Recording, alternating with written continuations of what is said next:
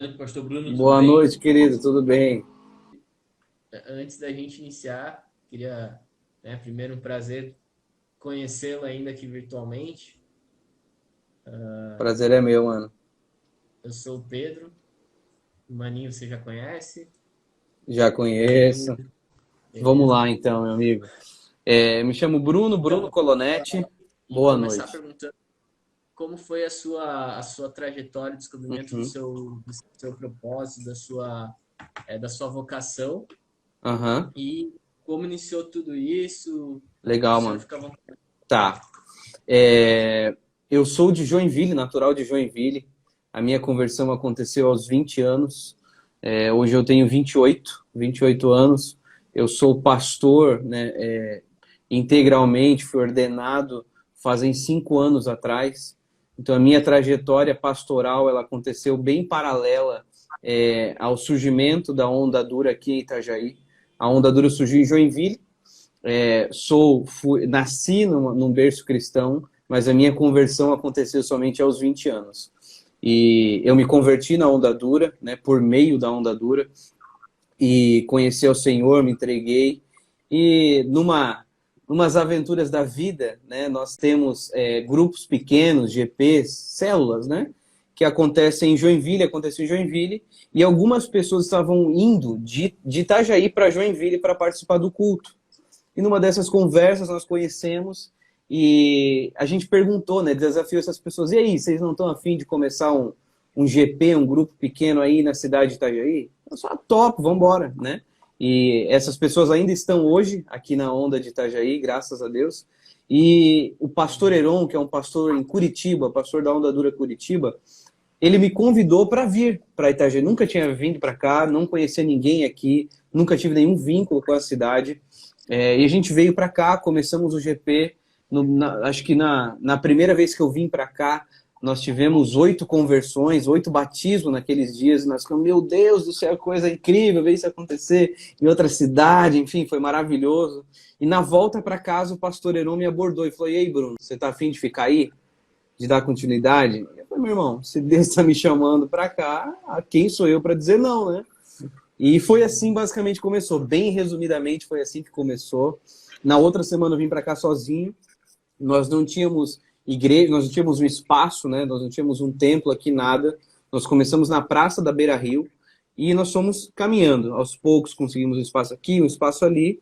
Hoje, né, após 6 anos, 6 anos que nós estamos aqui em Itajaí, nós temos nosso espaço lá na rua Florianópolis, no bairro Fazenda, e graças a Deus, Deus tem dado graça, misericórdia, tem nos abençoado, temos vivido tempos incríveis, né, sobre isso. Então, a minha história está muito linkada, né, à história da Onda Dura também. E, enfim, e aqui estamos nós, graças a Deus. E você perguntou também sobre como que é ser pastor da Onda Dura, né, por conta de alguns preconceitos, enfim. Hoje já é muito tranquilo lidar com tudo isso, né? Nós éramos jovens pra caramba quando nós começamos tudo isso, e jovem é bem descabeçado, então, nossa, olha, as minhas histórias são de coisas que eu aprendi ao longo do ministério, ao longo da caminhada, coisas que nós erramos, acertamos, consertamos, e assim tem sido a história da Onda. E hoje, enfim, né, com todo o amadurecimento, eu amadureci, a igreja amadureceu. Acredito que todas essas polêmicas são fruto, talvez, de não conhecer a própria igreja, né? Não conhecer de fato aquilo que nós cremos, né? Há uma doutrina bíblica, a nossa confissão de fé e por aí vai. Enfim, né? De alguma maneira quebramos alguns paradigmas, né? No bom sentido. E hoje estamos aqui, meu irmão. Mas, resumindo a questão, para mim hoje é muito tranquilo, né? Já sei lidar com todas essas situações, essas pressões do próprio ministério. Mas Deus é bom, é isso aí. Amém. Amém. E são esses desafios, que você encontra, esses erros que você comete, que vão te preparar para ir muito mais longe depois, né? Demais, com certeza, cara. Foram, Como né, você os erros que o Senhor permitiu que nós cometêssemos, com certeza foi para que nós pudéssemos crescer, aprender, sermos disciplinados, preparados. Então, isso faz parte de qualquer igreja, né? Você não consegue, por exemplo, você consegue plantar, você consegue gerar o DNA de uma igreja, mas você só pode se tornar igreja, né? Você planta uma visão, você pode plantar uma visão, gerar um DNA, mas igreja se torna, então leva tempo, né? Plantar uma igreja leva muito tempo, né? E eu tive o privilégio de poder crescer junto com a igreja, né? Então sou muito grato a Deus. Mano. E como que você descobriu essa sua vocação pastoral? Foi explica Cara, pra gente aí foi muito simples. Foi servindo a igreja. Só isso, mano. Foi servindo a igreja, estando disponível. Nunca pensei em ser pastor, odiava pastor, né? Era uma coisa que eu não queria na minha vida, ser pastor. Sei dos problemas que é ser um pastor, né? Eu sabia dos riscos disso.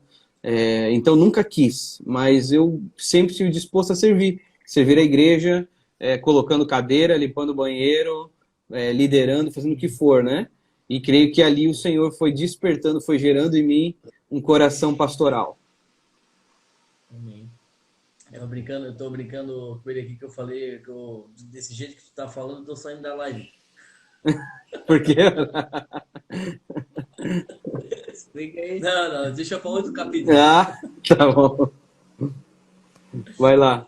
Não, mas é muito lindo como servir a igreja nos prepara também para as coisas de Deus, né? São nesses momentos que a gente descobre o nosso chamado mesmo, né? É isso, mano.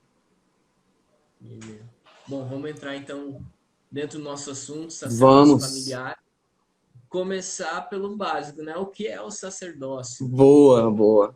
Enfim, né, biblicamente nós podemos apoiar sobre o sacerdócio desde o Antigo Testamento até o Novo, né?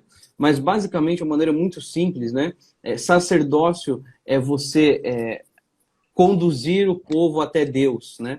É você levar o pecado do povo até o Senhor. O sacerdote, ele era um mediador. Então, o sacerdócio é a função de mediar o povo até Deus, né? É por isso que o próprio Cristo é chamado de sumo sacerdote, né? E o único mediador entre Deus e os homens, né? O sacerdócio dele foi supremo, né?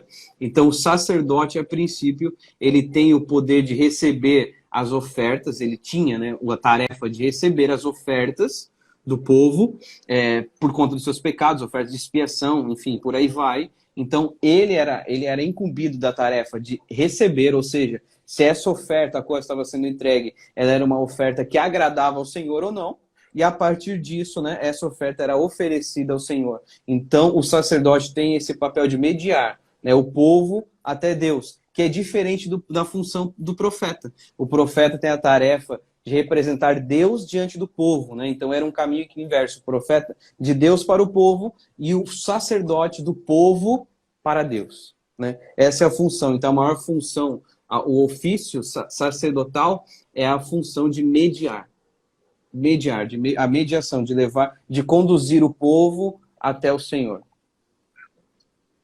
Resumindo, é isso, né, mano? Bem resumido mesmo, né? Não, é um assunto bem complexo, né? Sim. O sacerdócio, ele tem vários caminhos. Isso, né, várias vertentes, isso mesmo. Então, se a gente for... exatamente. Então, enfim, a gente vai começar isso muito antes da lei até, né? Lá em Gênesis 14, com Melquisedeque, né? Enfim, a gente vai ouvir isso em Hebreus depois novamente lá. Então, a lei, enfim, intitula isso, capacita isso, ordena, organiza isso, mas o Novo Testamento também, o próprio apóstolo Pedro vai falar sobre que nós somos, né, um reino de sacerdotes, enfim, e por aí vai. Então, a Bíblia deixa muito claro, né, a respeito dessa função de sacerdote. Então, já que você citou ali Melquisedeque, poderia explicar para a gente qual que seria essa diferença, né, entre Arão, o sacerdócio araônico, e o sacerdócio de Melquisedeque, o qual Jesus é através dele, né? Sim. Pode aí. Claro, mano, posso sim. Eu acredito que essa divisão, né, da tribo de Levi, desse sacerdócio de Arão, né, e a Jesus, segundo a ordem de Melquisedeque, ele aponta para a supremacia, né, de Cristo, do sumo sacerdote. Por quê? Nós vamos olhar lá para Gênesis 14, a qual eu tinha falado, né? E perceber que o próprio Abraão, né? Pai Abraão, ele oferece o dízimo, né? Ele entrega o dízimo ao rei Melquisedeque, né? E a palavra deixa muito claro que ele não tinha nenhuma linhagem, não tinha genealogia nenhuma, né? Não sabia de onde vem, de onde vai. Então, nem vou entrar nos méritos se era Jesus ou não, se era uma teofania ou não, mas acredito que ele aponta para Jesus, como o Antigo Testamento, como sombra daquilo que viria, né? Então, ou seja, Gênesis 14, isso acontece antes da lei. A lei vai novamente, né, comprovar e testificar de que para que você fosse o sacerdote, era necessário que você fosse da linhagem de Levi. Os levitas, eles foram separados para servir no templo, né? Então, você vai olhar para Jesus e Jesus não faz parte da linhagem de Levi, da tribo de Levi, né? Como o próprio Davi, né? Jesus foi linhagem de Davi, mas Davi não era parte da linhagem da tribo de Levi. Ou seja, Jesus não poderia ser um sacerdote, então, de acordo com a lei. E aí, então, se revela, né, Jesus como sacerdote de acordo com a ordem de Melquisedeque. O que significa? Que ele estava acima da lei, que ele era superior. Esse sacerdócio, né, a qual ele é citado em Hebreus, como a ordem de Melquisedeque, ele é considerado como o sumo sacerdote. Ele estava acima de qualquer outro sacerdote. E o que significa no fim? De que a obra, o sacrifício de Cristo era suficiente para perdoar os pecados. Não há a necessidade de continuar a expiação. Você, toda vez que você pecar ou oferecer uma oferta de gratidão, você precisa ir até o sacerdote, levar o seu sacrifício para que ele ofereça ao Senhor. Jesus Cristo já fez isso, né? Ele é o sumo sacerdote. Então, quando a gente aponta para isso, né, tirando toda algo místico sobre isso, significa a superioridade do sacerdócio de Jesus, né? E não que ele tem, de fato, uma linhagem como Melquisedeque, mas que o seu sacerdócio é superior à lei, né? É acima da lei, testifica a lei, comprova a lei, né? A lei perfeita é cumprida em Jesus, segundo a ordem de Melquisedeque. É isso. Perfeito. E em relação, então, ao sacerdócio familiar, né? Uhum. Como que ele vai funcionar dentro Boa, cara. dentro dessa... Como que é a dinâmica? Sim. Esse é um assunto muito importante para os nossos dias, cara. Porque o sacerdócio familiar, ele está primeiramente focado e baseado no marido, né? E nós precisamos tratar disso urgentemente. Existe uma carência no povo de Deus sobre a compreensão das suas funções, né? Se tratando do casamento, as funções são complementares, né? O homem tem uma função diferente da mulher, né? Os dois devem ser submissos ao outro, mas a submissão da mulher é diferente da submissão do homem, né? O favor do homem, a submissão, o serviço do homem é manifestado biblicamente, como o próprio apóstolo Paulo nos chama, a servir, a dar a vida pela sua esposa, como Cristo deu a vida pela igreja, a amar a sua esposa como Cristo amou a igreja, dando a vida por ela. E é nisso que nós começamos a ver o sacerdócio familiar. Se nós levarmos, então, a origem da palavra sacerdote, que é o mediador, que é aquele que ministra, o homem tem a tarefa de ser o mediador da sua família diante de Deus, aquele que conduz a sua família diante de Deus, aquele que revela os pecados da família, aquele que revela a palavra de Deus à sua família. É ele quem conduz a sua família até o Senhor. É ele quem sofre pela sua família, é ele quem se entrega, é ele quem dá a vida, ele é o que acorda primeiro, ele é o que dorme por último, ele é aquele que se entrega pela sua família. Então, o sacerdócio familiar necessariamente começa pelo homem. A ele foi dada a tarefa de liderar a sua casa, de conduzir a sua casa.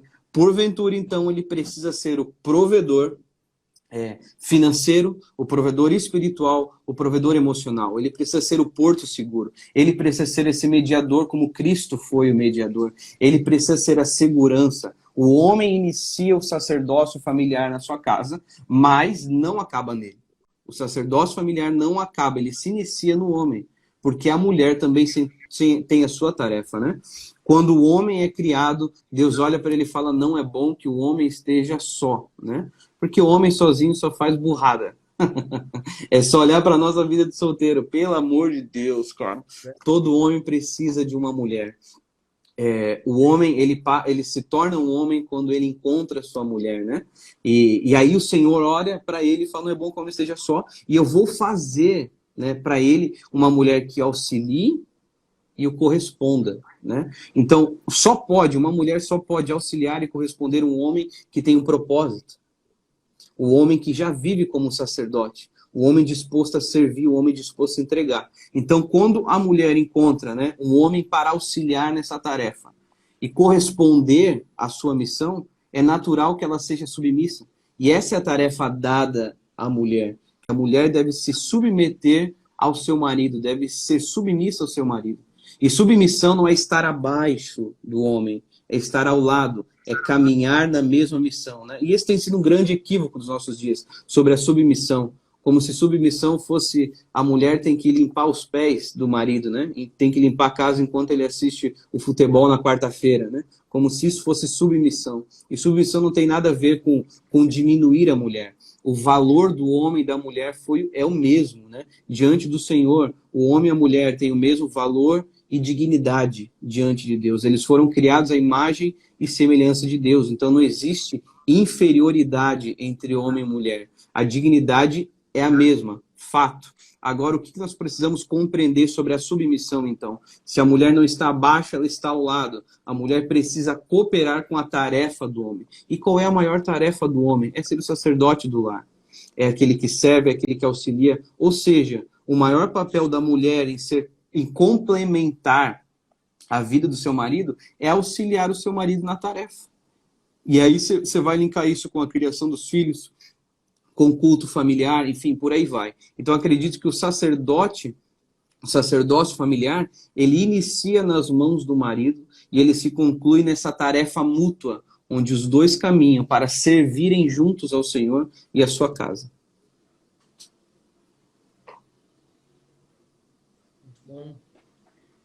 Muito bom. Pedro, ele vai falar também sobre o sacerdócio de todos os santos, né? Uhum. E assim, dando uma pincelada sobre esse texto, ele está em 1 Pedro, né? 1 Pedro fala sobre o sacerdócio real, nação santa, povo exclusivo de Deus. Esse texto, o livro de 1 Pedro, ele não escreve, ele está escrevendo aos gentios, ele não está escrevendo aos judeus, né? Por incrível que pareça, né, Pedro está escrevendo aos gentios. E quando Pedro escreve aos gentios, ele está falando o seguinte, olha, ele começa esse texto, né, ele dá algumas advertências depois, mas ele inicia esse texto, se eu não me engano, é no capítulo 2, que ele fala sobre isso. E quando ele pontua sobre essas coisas, ele está revelando ao povo a identidade daquele povo.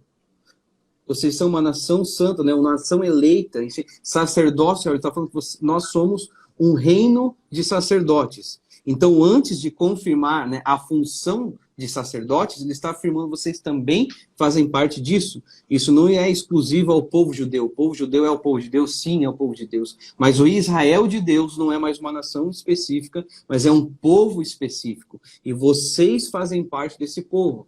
Então, né, nós não podemos definir o que é o sacerdócio de todos os santos somente por meio desse texto, porque não é o fundamento desse texto, né? O que esse texto quer dizer. Mas ele dá base, ele dá fundamento para o que é o reino de sacerdotes. E aí ele confirma que nós somos chamados, então, para sermos esses mediadores, né? Paulo vai chamar que nós somos agentes de reconciliação. O nosso ministério é o ministério da reconciliação. E essa é uma das tarefas dos sacerdotes. Ou seja, todo crente, então, tem um chamado a ser um sacerdote, um servo, aquele que serve a Deus, trazendo o povo, mediante, né, trazendo o povo, intercedendo nessa função de intercessão, a função de serviço está totalmente linkada à função do sacerdote, a qual foi derramada a todos nós. Então isso quebra todo o paradigma de que o pastor só deve fazer isso, ou os missionários fazem isso, né, ou enfim, você precisa ter alguma função eclesiástica para que você tenha essa função de serviço no reino de Deus. A função de serviço, de servir a Deus e servir aos outros crentes, servir ao próximo, é dada a todo cristão, né? É uma condição para ser crente. Se você deseja ser crente, você deseja então participar de ser um sacerdote, da função sacerdotal. Uhum. E todo sacerdote tem que se posicionar, né? Boa. E quando se posiciona, automaticamente Deus sela essa função na gente. Exato. Né? Todos nós temos um chamado para ser sacerdote, né? Sim. Só que a gente só vai entender quando se posiciona. E quando se posiciona, Deus te dá uma função. Deus te dá uma missão. Que é o sacerdócio, né? A gente falou sobre o sacerdócio da familiar. Sim. O sacerdócio em tudo.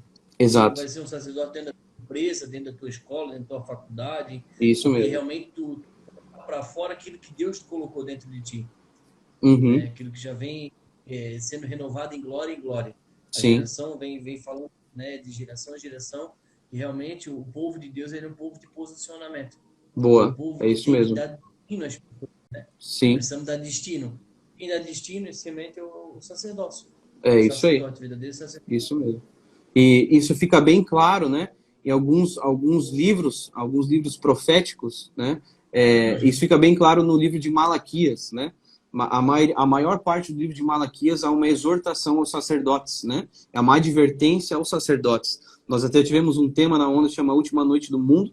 Ele foi uma exposição do livro de Malaquias. Isso ficou muito claro a respeito do sacerdote, né? Daquele que serve a Deus. E como nós falamos aqui, todos nós somos sacerdotes, né? Então era uma exortação hoje a todos nós, né? E essa exortação, essa advertência, essa mijada de Deus aos sacerdotes, é porque de fato eles não estavam se posicionando, né?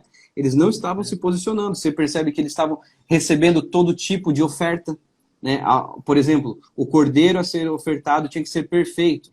E eles ofereciam um cordeiro cego, manco, enfim, eles aceitavam. Por quê? Porque era um medo que eles carregavam. Se nós não acertarmos, o sacerdote vivia da oferta do povo. Então, se eles começassem a dizer, ó, galera, a gente não aceita isso aí não, o pessoal não ia trazer mais nada. Então, nós vamos morrer de fome. Então, é melhor ser qualquer coisa, né? Enfim, oferta para Deus o que dá, pelo menos a gente tem. Ou seja, o coração desses sacerdotes já estavam corrompidos há muito tempo, né? E aí, enfim, o próprio povo, toda Israel, né, um reino dividido já naquele tempo, sofreu e muito por conta do pecado, da tolerância dos sacerdotes, né? Eles que deveriam ser rígidos com as coisas de Deus, que deveriam trazer a métrica, né? Ao que o povo de Deus tratar com zelo as coisas de Deus, eles estavam afrouxando, né? E por fim eles traziam condenação a si mesmo e condenação ao povo, né? E essa é uma importante característica, nós como mediadores, né? Nós não trazemos somente condenação a nós, mas aos outros, né? O meu pecado nunca afeta somente a mim mesmo. Sempre vai afetar outra pessoa com toda certeza, né? Pode pensar em qualquer pecado aí, né? O teu pecado nunca afeta somente a você, sempre vai afetar outros. Então nós precisamos de fato sermos zelosos com isso, né? A palavra de Deus já nos deu a dica, já trouxe exortação ao povo, e em nome de Jesus não precisa trazer a nós mais, né? Mas é isso. Pastor, comentou sobre os sacerdotes, né? Sobre Malaquias, ali, sobre os corações corrompidos, né? Sim. Eles aceitavam qualquer coisa, e veio aqui em minha mente que no momento em que estamos vivendo hoje, muitos sacerdotes estão aceitando qualquer coisa por não querer perder membros, por não querer perder dízimo, por não querer perder oferta, não querer perder status, né? Por querer ter uma igreja cheia, mas de pessoas vazias. Então, acabam não falando realmente a palavra, Sim. a verdadeira palavra que está escrito, para não perder pessoas. Aí onde vamos lá, Malaquias, que os sacerdotes estão aceitando qualquer coisa para se manter entre aspas, para uma sociedade que são fortes, que são influentes, que têm poder, e no fim, para Deus, eles estão com o coração corrompido, né? Sim, cara. Isso faz muito sentido, né? É uma alusão muito boa a respeito dos nossos dias, né? Na verdade, né, o que eu penso sobre esses dias é que esses dias revelaram, né, muita coisa. Não é que ele mudou, ele revelou muita coisa, né? Então, foi um cuidado de Deus muito grande com a sua igreja, né? É óbvio que a pandemia não foi feita para isso, né? Não estou falando que Deus mandou uma pandemia para provar a sua igreja, nada disso. Mas que com certeza ele usou disso para provar a sua igreja no fogo, para purificar a sua igreja com toda certeza.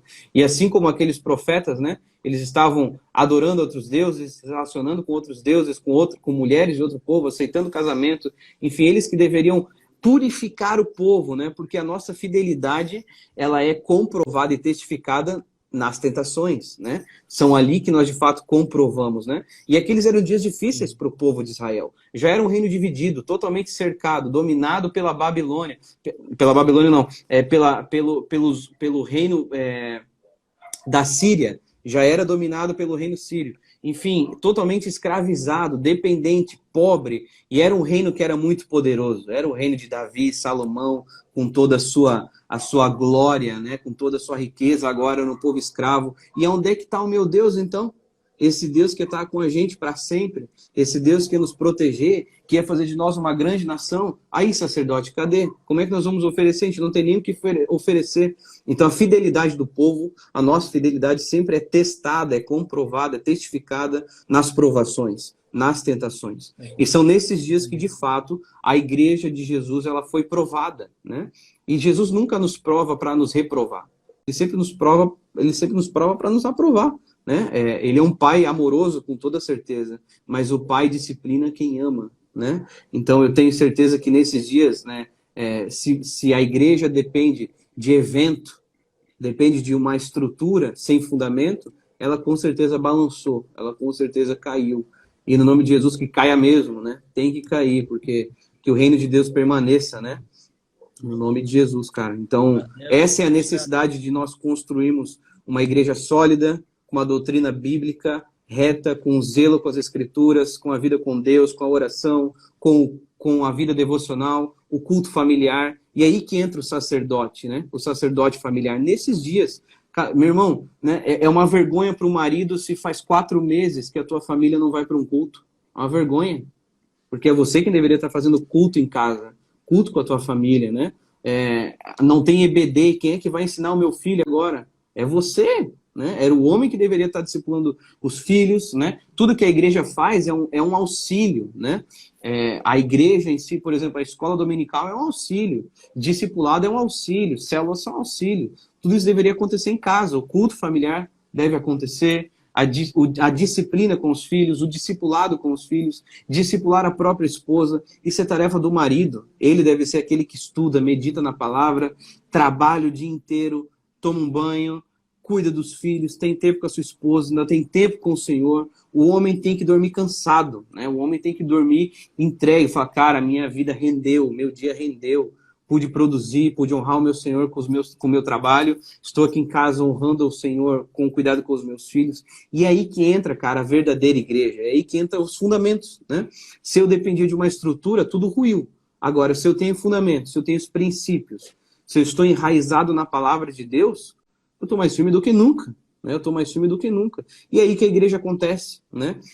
Eu sempre falo para nós, para a Onda Dura, que não é a igreja que fortalece família, são famílias que fortalecem a igreja. Família forte gera igreja forte, né? Então tudo começa na família. Tudo começa na família, né? E isso vai reverberar na igreja, vai reverberar no trabalho, na sociedade. O impacto, é por isso que Satanás tenta sempre destruir a família. É por isso que o ataque, né, os ataques que nós sofremos ideológicos, políticos, espirituais, são na família, com toda certeza, né? Destruindo a família se destrói 2 gerações. Se destrói a geração dos pais e dos filhos, né? E nós sabemos os estragos disso. Nós somos frutos, né, de muitos divórcios. A grande parte de nós é fruto de divórcio. Por quê? Porque é o lugar mais atacado, cara. Então, o sacerdócio familiar é algo que deve ser restaurado e com urgência, cara. No nome de Jesus. Amém. Isso é forte. Até eu estava comentando aqui, para não perder onde eu participei de uma reunião com o pessoal FARE universitário e a gente estava falando sobre isso, né? E eu estava até comentando com eles que a pandemia ela só foi uma desculpa para aqueles que falavam que não tinha tempo com Deus. Sim. Então Deus parou tudo e deu essa oportunidade. Então, tempo teve. Só que o que nos mantém em pé não foi a estrutura, foi a essência. A essência de Cristo. Então, é isso aí. Como você falou, o sacerdócio começa em casa. E se quando o teu sacerdócio está alinhado, tu produz a essência dentro da tua casa. Sim. E a essência de Cristo, que é o Espírito voltado dentro do teu coração, o Espírito Santo é o que te mantém vivo e através de ti mantém outras pessoas vivas. Aí quando você fala que Cristo morreu para que a noiva vivesse, né? Para Exato. que ele vivesse. Nós morremos para que as nossas esposas vivam, né? Perfeito, é isso mesmo. Para que outros vivam. Então, isso. Tudo tem que ser colocado em ordem, né? Que nós estamos em desordem, né? Nesses tempos de hoje, né? Sim, é isso mesmo, né? Você falou ali do Fire, do Samuel Guedes, cara de Deus demais, né? Enfim, brotherzão. E a gente precisa, cara, despertar o quanto antes para isso, né? Porque os fundamentos são a parte mais importante, é o que menos se vê, né? Eu falei no início dessa pandemia que Deus, ele parou, Deus decidiu nos parar, né? Eu acho que Deus quis frear a igreja, Deus quis parar a igreja, falar, peraí, dá uma olhada que vocês estão fazendo, cara, né? Dá uma olhada onde é que vocês estão plantando, cara. A gente precisa dar muito mais valor às raízes, né? É a casa na rocha, né? Dar valor às raízes, aonde que nós estamos, qual que é o nosso fundamento, porque a tempestade vem, meu irmão, para qualquer casa. Os dias difíceis vêm e vieram com força, né? Agora, somente quem tinha raízes, né, permaneceu. E, de fato, é muito mais fácil construir uma casa na areia. Não faz força nenhuma. Não faz força nenhuma, né? Você pode fazer a mais bela das casas o mais rápido possível, porque o maior dinheiro, investimento é gasto nos fundamentos, e ninguém vê, né? E ninguém quer gastar hoje, nós não queremos gastar com aquilo que não se pode se ver, né? Nós vivemos na sociedade da transparência, tem um livro muito, muito poderoso, chama Sociedade da Transparência, né? E se nós não podemos ver, então isso não tem valor para nós. Na nossa geração vive dessa maneira. Então nós precisamos entender que de fato é o contrário, né? O que mais tem valor para nós é o que nós não podemos ver, né? A própria palavra já diz isso, né? A fé é o firme fundamento daquilo que não se vê, não se pode tocar. Essa é a nossa fé, né? A fé é baseada no que não vemos. Então nós precisamos viver a partir daquilo que nós não vemos. Nós cremos mesmo não vendo, né? Por isso a importância das raízes, cara. Por isso é tão importante falar sobre vida de oração, sobre uma vida de leitura bíblica, de estudo da palavra, retornar às coisas simples, cara. A gente está gastando tempo falando de pena de anjo, de cor de pena de anjo, não sei o que, isso, ao invés de falar das coisas simples, cara. Que é falar de oração, de vida devocional, de leitura bíblica, da função do marido dentro de casa, como um filho deve honrar aos pais, como um pai deve caminhar de acordo, né, no cuidado com os seus filhos. Essa é a função da igreja, cara. A função da igreja é direcionar o povo de Deus a glorificar a Deus, seja por meio do trabalho, enfim, né? Então, isso é algo que, como pastor nesses dias, isso ficou muito claro para mim, cara. Isso ficou muito claro a cada dia que passa, né? A palavra de Deus, ela é prática. Ela é viva e eficaz, né? Então nós precisamos aprender a colocar a palavra de Deus. Por exemplo, estamos pontuando aqui, já falamos de Gênesis, já falamos de Malaquias, já falamos de 1 Pedro, enfim, podemos falar sobre Timóteo, né? 1 Timóteo, 2 Timóteo, podemos falar sobre eles quando ele fala que aquele que não governa bem sua casa não deve governar a igreja.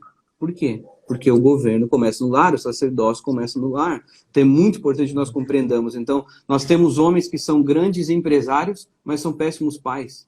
Do que vale tudo isso? Do que vale? Né? Isso não glorifica a Deus. Se o meu primeiro ministério é minha casa e eu não cuido da minha casa, o que eu estou fazendo? A que Deus eu sirvo? Né? Do que vale eu ter sucesso ministerial como pastor, sucesso financeiro, enfim, sucesso empresarial e a minha casa destruída? Não faz nenhum sentido, né? Não faz nenhum sentido. Isso é totalmente antibíblico, isso é demoníaco, né? Enfim, toda pregação que me conduz a isso, né? Não vem de Deus, né? Mesmo que seja um anjo pregando, né? Que seja anátema, que seja amaldiçoado, como o próprio apóstolo Paulo fala. O evangelho é o evangelho da cruz, né? Nós temos que estar dispostos a tomar a nossa cruz, negar a si mesmo e seguir a Cristo. Se for a morte, amém, né? Nós devemos estar confortável no Senhor em poder sofrer por conta dele. Né? Essa é a característica do povo de Deus. Então, nesses dias, por exemplo, os únicos que têm segurança e descanso é o crente, cara. Porque toda e qualquer outra estrutura foi abolada. Se você dependia do dinheiro, meu irmão, você está se tremendo todo agora, né? Se você dependia de status, você tá... para que status, né? Num tempo de pandemia? Basta um vírus, não foi nada, foi um vírus para nos desestruturar. Então, qual que é a segurança que nós temos se não for o Senhor? Então, é somente nós, cara, o povo de Deus, que tem alegria, tem esperança nesses dias, né? O povo de Deus deveria ser o povo mais feliz da terra, né? E sem murmurar, né? Mas amém. Nem sei porque eu cheguei aqui, mas amém. Não, mas é isso que tudo liga, né? Uma coisa liga a outra, né? E é muito importante ali que o senhor comentou, que muitas vezes chega nesse momento né, de pandemia, não tem como ir na igreja às vezes, né? Essa fase que a gente passou aí. E quem que vai ensinar meu filho? Não tem EBD, não tem nada assim, né? E voltando para os fundamentos do cristianismo, a gente encontra até dentro do judaísmo a questão da oração, a questão do estudo da palavra e das boas Isso. obras. Às vezes você encontra aquele que faz as boas obras, mas não estuda e não ora. Aquele que ora Uhum. e não faz outra coisa. Aquele que estuda e não faz...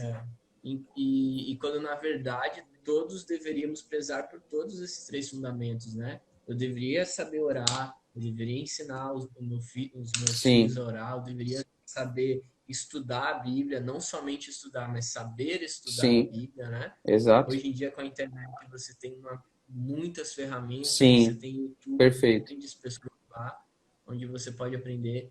E também eu deveria continuar com as boas obras, né? Sim. Não só em igreja, mas eu, minha família, isso são coisas que a gente deveria prezar muito mais, né? Eu Mano. acredito que a igreja seria muito mais forte, como você falou antes, foi pontual. A igreja é mais forte quando as famílias são mais fortes. Sim. E para nos fortificarmos na palavra, né, em Cristo, Boa. darmos a mente de Cristo, é necessário os fundamentos, né? É isso aí. Tem gente que não gosta de estudar faz bem, estudar faz crescer. Exatamente, cara. E a gente parte daí. O crente, ele não tem que gostar de estudar, né? Ele tem que obedecer a Deus. É só isso, né? Então, Deuteronômio 6:7 fala sobre isso, né? Que os pais deveriam ensinar aos filhos, enfim, a lei, a tradição, né? Quando estão andando, quando estão fazendo qualquer coisa, né? Meditar na palavra. Então, essa é a função dos pais, né? É por meio disso que a terra é abençoada. A igreja tem como função ser referência para o mundo e não juiz. Juiz é o Senhor. E ele há de julgar, e ele vai julgar, né? Essa é a certeza que nós temos. Mas a igreja é referência. Ou seja, a minha família deve ser referência ao mundo. Porque eu já fui instruído, o povo de Deus, de Gênesis a Apocalipse, é instruído a ser referência, a permanecer, né? Salmo 119, a amar, meditar na lei de Deus, meditar na lei de Deus, amar a lei de Deus, meditar na lei de Deus. É o tempo inteiro falando sobre isso, né? Então nós precisamos entender e encontrar paixão. Pastor, mas ainda não encontrei paixão em ler a Bíblia. Então leia até você encontrar. Ore até você amar orar. Você, né? A gente não precisa amar. Você não foi chamado a amar, você foi chamado a obedecer a Dedeus. E por muitas vezes, obediência não significa que você vai amar o que você está fazendo, né? Você precisa ser disciplinado, por isso que nós chamamos de disciplina espiritual, né? Não de prazer espiritual, né? O nosso prazer está no Senhor, está na presença de Deus. E nós fazemos o que for necessário. É isso que nós vivemos na família. Eu não tenho prazer na minha esposa todos os dias, mas ainda assim a amo todos os dias, né? Tem dias que a gente acorda e você fala, meu Deus do céu, o que eu estou fazendo? Mas eu decidi amá-la, né? E existe outros dias que ela é a melhor esposa do mundo, né? E assim a nossa vida com Deus, né? Domingão é o dia que você faz um almoço legal para tua família, né? Domingão é o dia de almoço, picanha, enfim, você faz uma carne assada legal. Agora, meu irmão, não é o que te enche, não é o que te mantém de pé. O que te mantém de pé é o feijão de arroz de segunda, de terça, de quarta, de quinta e sexta-feira. E qual que é o problema disso? Por que eu estou falando sobre isso? Porque por muitas vezes nós queremos nos contentar e nos manter de pé com o culto de domingo. Que o pastor vem e prepara aquela palavra poderosa. E é poderosa. E é um estudo profundo. Ele gastou horas ali. Enfim, foi a semana inteira meditando nisso, preparando um texto, vai expor o texto, enfim, aquele texto que vai mudar a tua vida de fato, vai. Mas agora, se você viver só de domingo em domingo, meu irmão, você não aguenta, você vai morrer. E é aí que entra, é nisso que nós somos abalados, né? Aquele crente que vivia de domingo em domingo, nesses dias ele está ferrado. Ele desandou, ele se desviou com certeza, porque ele não tem mais culto. Ele tem o culto online que supre, mas não supre, né? Enfim, fazemos isso pela graça de Deus, temos a possibilidade, mas a gente sabe que não é a mesma coisa. A comunhão com a igreja, né? Enfim, não tem como substituir. Nós temos cultos online na Onda Dura também, disponibilizamos, mas a gente sabe que não é a mesma coisa, meu irmão. Então, se você sobrevivia, né, de cultos dominicais, você está ferrado, né? O feijão com arroz é a melhor coisa, é o que sustenta. Né? É a tua leitura todos os dias, né? É o teu ensino, você ensinando os teus filhos, né? É ele olhando para você, aprendendo com você. São os valores bíblicos, cara, e é isso que nós não podemos negar, deixar para trás, né?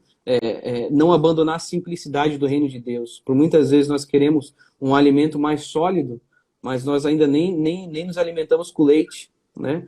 E eu acredito que o verdadeiro avivamento nunca será produzido por nós. O verdadeiro avivamento sempre é produzido por Deus, né? O homem não pode produzir avivamento. E o avivamento sempre se inicia com arrependimento. Eu acredito que esse ano foi um ano de grande arrependimento, com toda certeza, né? Eu acredito que o Senhor nos conduz ao avivamento. Eu acredito nisso, né? Não vou dizer que isso vai acontecer amanhã ou ano que vem, mas sei que o Senhor tem nos conduzido a isso, ao avivamento, né? E todo avivamento, a marca dele foi o arrependimento e o retorno às Escrituras. Todos os avivamentos aconteceram baseados nisso. E nos nossos dias tem ficado muito evidente, né? O retorno à palavra de Deus, a pregações retas, sejam expositivas, sejam pregações temáticas, mas pregações bíblicas, né? Uma vivência bíblica, enfim, um púlpito forte, uma igreja com púlpito forte, né? Não somente com bons, com pessoas eloquentes, né? Com bons discursos, com palavras de efeito, mas púlpitos fortes, palavra de Deus, vida, né? E principalmente famílias fortes, cara. Eu acredito que nesses dias tem ficado cada vez mais claro a necessidade da restauração familiar. Existe um grito de Deus, né? Um megafone de Deus para que os maridos se convertam, para que as esposas se convertam seu coração a Deus, né? É nítido, né? A profecia de Joel, aonde o coração dos pais se converteria aos filhos e dos filhos aos pais. Então é uma restauração familiar que acontece, né? Então eu creio nessa profecia e cremos que o Senhor está cumprindo ela, no nome de Jesus também. Essa questão que o pastor falou sobre o básico, né? E que não é só de domingo à noite, né? É que esperando o pastor colocar na mesa para a gente poder comer. Uhum. Eu lembrei daquela canção. Eu não trouxe nada para mesa. Fome e uma sede.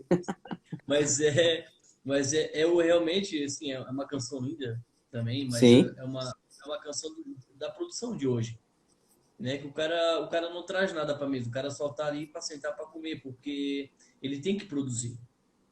E eu entendo que se tu não tem uma responsabilidade com Deus, tão pouco Deus tem contigo. Boa, Não se oferece culto a Deus de mão vazia, né? Exatamente. Então, porque Deus não me ajuda nisso, Deus não me ajuda aquilo. Pô, mas peraí, mas qual é a tua posição? Tu tem deixado Deus te tocar? Tu tem buscado a Deus durante a semana? Qual o seu compromisso com Deus? Qual o seu compromisso com Deus nisso? Mas eu não consigo, tô desanimado, tô isso, tô aquilo. Vai buscar. Exato. Tem que buscar. Mas eu vou te falar ainda que mesmo assim Deus não deixa a gente... Não, mesmo assim. Não deixa a gente ser Ele é misericordioso. A nossa sorte é a graça. A misericórdia. É isso aí. Né? Ele começou a boa obra e vai terminar. Essa é a esperança, né? Do início ao fim, a obra é de Deus, já foi consumada, é perfeita, mas o nosso papel é a perseverança dos santos, né? Deus disse que os seus iriam até o fim, né? Perseveriam até o final. Então, a marca de que, de fato, eu nasci de novo é a perseverança, né? Que, enfim, em meio às dores, tropeços, eu permaneço, né? Eu persevero. Então, acho que essa é a maior marca cristã, é a perseverança, né?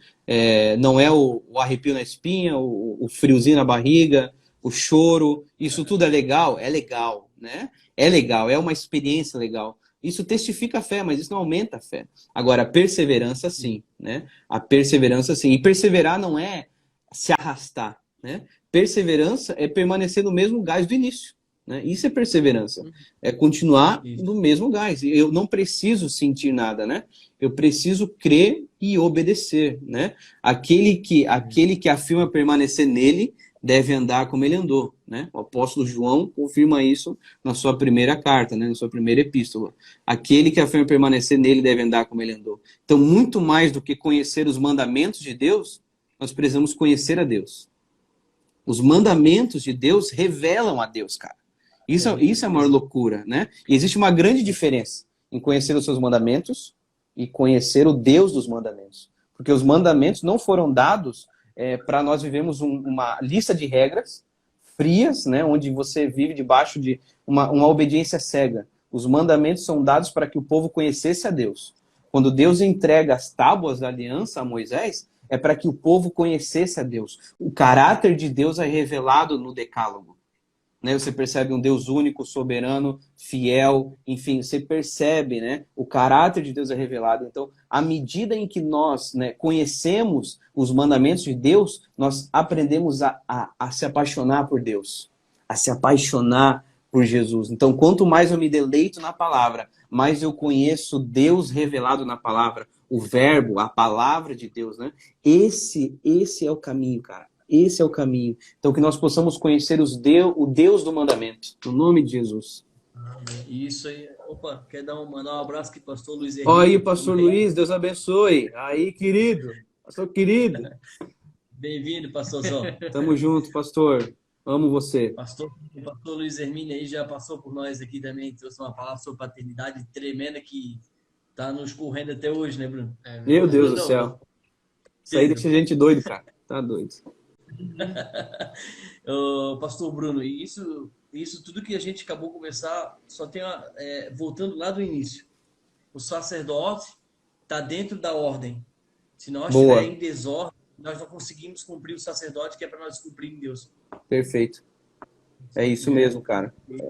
E ontem eu conversei com o pessoal ali, eu sou apaixonado pelo aquele menino Samuel, cara. Um cara demais, cara. Esse cara tem um coração incrível. Eu falei, mano, se vocês se colocarem à disposição de Deus, aceitar a formatação de Deus em suas vidas, tudo que está em desordem, céu e terra se encontram e Deus coloca em ordem. Exato. Você cumpre o negócio. É isso aí, mano. Todas as áreas da tua vida. Isso mesmo. Isso, cara, até o que você falou, cara, esse é o relato da oração de Jesus, o Pai Nosso, né? É isso, cara, né? Seja feita a tua vontade, assim na terra como no céu, né? Então, o princípio de trazer o céu na terra, o céu só vem à terra na medida em que nós obedecemos ao Senhor. É isso, né? Seja feita a tua vontade. Então, é o matar o eu. Quanto mais eu nego a minha própria vontade, né? Quanto mais eu vivo de acordo, quanto mais eu me entrego, quanto mais eu abandono os meus próprios sonhos em prol dos sonhos de Deus, o céu desce. É óbvio, né? E o céu, né? Quando a gente fala o céu, parece algo até muito bonito, né? Mas o céu é manifestar o governo de Deus sobre a terra, a autoridade de Deus sobre a terra, cara. Então, a oração de Jesus deixa isso tudo muito claro, né? O reconhecimento de um Pai celestial, né? Então, a paternidade, mas também a autoridade de Deus, né? Ele que governa sobre todas as coisas. E eu acredito que, enfim, são essas pequenas coisas, cara. São essa meditação na palavra que faz com que nós tenhamos uma compreensão exata e apaixonante de quem é Deus. O Deus manifesto no Pai, no Filho e no Espírito. A função, a economia da Trindade, né? Como cada um faz. O Deus Criador, o Deus Salvador, o Deus Consolador, né? Enfim, quando nós compreendemos isso, cara, meu irmão, é apaixonante. Jesus Deus é demais, cara. Meu Deus. Se a pessoa tá lendo a Bíblia e não tá gostando, é porque ela tá lendo errado. Exatamente. Exatamente, cara. Isso mesmo. E também, como você falou agora, né, ali na oração de Jesus, a obediência a Deus nada mais é do que a vontade dele na terra, né? Perfeito. Então, a partir do momento que conseguimos obedecê-los, aprendemos a obedecê-lo, a gente consegue trazer o reino de Deus na terra, né? A gente manifesta. É isso mesmo. E aonde chegaremos, assim, com isso tudo, onde Deus revela os segredos. Entende? Uhum. É isso. Isso mesmo, cara. Quando entramos em ordem, quando cumprimos o sacerdócio, quando tiver tudo certo, onde Deus revela os segredos do coração dele para o seu povo, para os filhos, né? Sim. Cara, isso é tão... Essa ordem, a organização, né? Essa disciplina é algo que afeta a nossa geração. Nós somos uma geração indisciplinada. É uma característica da nossa geração. Nós consideramos que a disciplina mata a nossa liberdade. Quando é o contrário. A disciplina é o que nos traz liberdade, né? De uma maneira muito simples, sei lá. Imagina que eu quero comprar um carro, cara. Quero comprar um carro. Vou dar um exemplo bem nada a ver. Eu quero comprar um carro. Não, para eu comprar um carro hoje, eu vou ter que guardar dinheiro. Eu vou ter que ser disciplinado com as minhas finanças, certo? Agora, se eu for indisciplinado e querer comprar o que eu quiser, gastar com lanche, com qualquer coisa, eu não vou poder usufruir da liberdade financeira lá na frente de poder comprar um carro, né? Então, nós não compreendemos que a nossa indisciplina espiritual, ela vai gerar maldição a longo prazo para a nossa família, para a minha vida. Então, imagina se homens de Deus, nós como homens... Vocês estão me ouvindo bem? Estão me ouvindo bem? Opa, é que tá travando um pouquinho aqui. Tá travando, né? Tá me vendo agora? Agora tá me vendo? Tô. Ainda travou um pouquinho mais. Tá de boa, Tá. gente? Consegue ver? Tá travando também? Agora eu tô vendo, mano. É que deu uma travada legal aí. É. Não sei se é a minha Pastor internet, é de Jadilson aí você. também está presente aí, pastor Jadilson, grande psicólogo aí, pastor e psicólogo, também esteve com a gente aí. Melhorou aí. Melhorou? Para nós, agora melhorou, voltou. Melhorou? Acho que agora Voltou? vai. Vamos lá, vamos. E agora eu nem lembro o que eu Isso. tava falando, mano. Tava Esqueci. falando sobre comprar um Lembrei. carro. Isso, do carro lá. Que se você não se organizar financeiramente, você vai se tornar escravo da sua própria vontade. Você vai gastar com lanche, com o que você quiser, enfim, seja lá o que for, e você não vai ter liberdade financeira lá na frente de poder comprar o seu carro. Agora imagina homens, né? Homens de Deus que são indisciplinados espiritualmente, as consequências disso a longo prazo, né? Para sua família, para si mesmo, mas também imagine a bênção de um homem disciplinado espiritualmente. Os frutos que isso vão gerar a longo prazo. Filhos crentes, né? Um homem de Deus abençoador, né? Um homem que é uma bênção para a sua nação, para a sua cidade, para o seu convívio social, para a sua comunidade de fé. Então, de alguma maneira, talvez nós precisamos abrir os nossos olhos em relação ao que você destacou, mano, a disciplina, né? Precisamos aprender a sermos disciplinados com as coisas de Deus, né? E disciplina é igual academia, mano, né? Quando você começa a academia, você não tem vontade nenhuma. Você vai a primeira vez, só se ferra, é dor no corpo inteiro, uns 3 dias, fica ali pregado, mas você tem que ir na outra vez. Mas de repente se torna um hábito. Depois de um tempo se torna um hábito. Você vai, porque é normal ir, tô indo toda vez. Aí depois, mas depois vira uma necessidade, né, cara? Depois você fala, cara, você se culpa se você não foi. Né? Você fica, putz, hoje eu não fui. Eita, coisa. Então, a vida com Deus é assim também. No começo, de fato, é bem difícil, né? Mas com o tempo, isso vai se tornando um hábito para você. Até que se torna uma necessidade. Então, acredito que nós precisamos nos basear, aprender a viver pela fé, né? O justo vive pela fé e não por aquilo que vê. Então, esse é o caminho, cara. Se cremos na palavra, não é mais uma questão de opção, né? Ter uma vida com Deus. É uma questão de condição, né? Aquele que me ama obedece aos meus mandamentos. Então, não importa o que você diz. Ah, eu amo Deus. Se você não obedece, você não ama, pronto, acabou. É isso que a palavra fala, né? Ah, mas eu não creio nisso. O problema é seu também, tô nem aí. A palavra nos afirma isso e acabou. Então, nós precisamos viver de acordo com isso, né? É bem isso mesmo. E uma coisa que você comentou, que eu aprendo lá com Adão, né? Que o que nos dá liberdade são justamente os limites. Então, Boa, Adão perfeito. tinha o fruto que ele não podia comer. Então, Exatamente. ele tinha um limite, ele era livre, então ele tinha tudo para fazer, tudo que ele podia fazer, ele podia fazer. Então, são justamente esses limites que você colocou agora, que vão nos dar liberdade, né? São as, né, falando assim, no nosso dia a dia, são as leis que tem aí, que eu não posso surrar um maninho, porque senão eu vou preso. Às vezes dá vontade, né, mano? Mas não. E me dá liberdade para estar com ele, né? É isso aí, mano. Glória a Deus. Isso mesmo. É isso? Nosso Deus é tremendo. Nosso Deus é tremendo. Até ia falar aí aquela hora ali. E já o nosso Deus, ele é todo organizado, né? A gente já vê ali em 1 Gênesis, né? E no princípio Deus fez terra, depois ele fez tudo organizado. Ele é um homem organizado. Então, se eu sou filho, e se eu aceitar o modelo dele, eu também tenho que ser organizado. Aí onde entra o que você falou. Eu adoro a Deus, mas você é o espelho de Cristo? Não, eu sou desorganizado, eu minto, eu não busco, eu não oro. Então você não ama a Deus. Porque Exato. quem ama a Deus faz, quem ama a Deus é imitador de Cristo. A Bíblia fala, Sim. Paulo fala, né? Sejam meus Paulo fala, imitadores né? como eu sou de Cristo. Seja meu imitador de Cristo, né? Então, é isso, mano. Tem que estar dentro, É isso do mesmo, parâmetro. cara. Isso não significa que nós seremos perfeitos, né? Que mesmo diante dos Não. tropeços, né? Nós temos um justo advogado diante do Senhor que intercede por nós, né? E já nos perdoou. Mas a grande questão é que nós não temos mais prazer na desorganização, na indisciplina, né? O nosso prazer está na lei de Deus e nela nós meditamos de dia e de noite, né? Como uma árvore plantada à beira do riacho, né? Pastor, queremos te agradecer por ter aceitado o convite da página Justificados. Eu sei que a sua agenda ela é bem corrida, né? Um pastor de uma igreja, né? Que é uma referência dentro da nossa cidade, tem sido uma referência. No estado. No estado, né?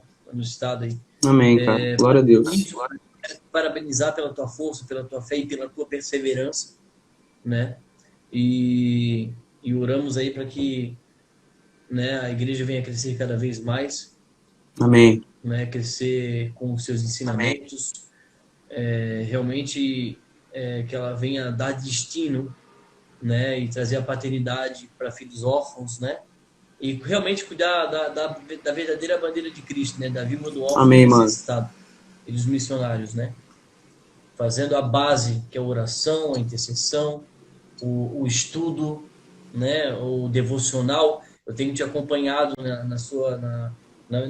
meu Instagram particular, eu tenho te acompanhado os seus stories, as suas lives aí, que o senhor traz bem o devocional, que é o importantíssimo para nos manter em pé dentro da nossa, né, de tudo que nós estamos vivendo. O devocional, ele é essencial, ele é como se fosse uma vitamina diária, um nutriente para o teu corpo se manter. Então, parabenizo por usar essa plataforma que é o Instagram, usar a internet a favor do reino. E nós estamos aqui, né, Pedro, impactados, porque falar sobre sacerdócio como eu falei, a nossa página aqui, ela serve simplesmente para trazer uma clareza sobre apontamentos de assuntos e sacerdócio, porque muita gente não sabe o que realmente é o sacerdócio real. Mano, foi muito legal para mim estar com vocês também, poder participar desse tempo. Eu saí daqui muito cheio de Deus também, com toda certeza. Poder conhecer um pouco mais vocês, né? Ouvir vocês, alinhar o nosso coração com o coração de Deus. E para mim foi uma honra, cara. Estou disponível para vocês quando precisarem, com certeza, né? Maninho, tamo junto, você sabe disso. Enfim, vamos caminhar, vamos estar junto. Deus está conosco, tenho certeza disso também. E que Deus os abençoe, cara. Que Deus os abençoe nisso e que daqui possa de fato surgir mudanças, né? Nas famílias, na nossa própria vida, na nossa mente. Que o Senhor possa nos renovar dia após dia. E contem comigo, cara. Contem comigo se vocês precisarem aí. E tamo junto, tamo junto. Vamos orar, então? Vamos. Então vamos. Senhor Jesus, somos gratos pelo privilégio que nós temos de poder pregar a Tua palavra, Pai. Nós, que éramos totalmente indignos, Teus inimigos, fomos alcançados pela Tua graça, fomos redimidos pelo Teu sangue, ganhamos uma nova vida no Senhor, Pai. E hoje podemos crer e descansar que passaremos a eternidade contigo. Isso é motivo de grande louvor e nós te agradecemos por tudo, te agradecemos por esse momento, eu te agradeço, Senhor, pela vida desses homens de Deus, ó Deus, que tem feito um trabalho digno de ser imitado, enfim, colaborando com a cidade, com a tua igreja, edificando a tua igreja. Somos gratos, ó Deus, por tudo isso também. Eu peço para que o Senhor continue abençoando a vida deles, o projeto deles, ó Deus, os seus projetos pessoais, que isso tudo possa glorificar o Senhor, Pai. Abençoa cada família, cada pessoa que participou dessa live também, que juntos nós possamos crescer, aprender a te amar mais. Então guarda o nosso coração, enfim, que possamos todos os dias depender do Senhor e ter um coração disposto a te obedecer, Pai. Nós oramos, pedimos isso no teu nome. Amém. É isso aí, galera, né? Mais uma live. Uma boa noite, galera. Deus abençoe. Até a próxima. Beijão. Tchau.